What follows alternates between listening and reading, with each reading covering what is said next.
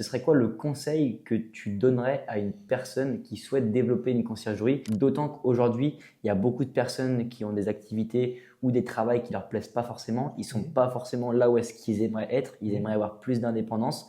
Ils aimeraient avoir un business, une source de revenus qui leur génère suffisamment d'argent pour pouvoir profiter de leur famille, de leurs amis, sans forcément trop y consacrer trop de temps. Donc forcément, cette partie automatisation, c'est quand même très important. Quel conseil donnerais-tu à une personne qui souhaite se développer une source de revenus récurrente, que ce soit par l'immobilier ou par la conciergerie? Donc, source de revenus récurrente par l'immobilier ou par la conciergerie. Moi, je dirais que la conciergerie, c'est une configuration où si vous avez un job et que vous voulez avoir une conciergerie à côté, c'est la meilleure configuration pour débuter.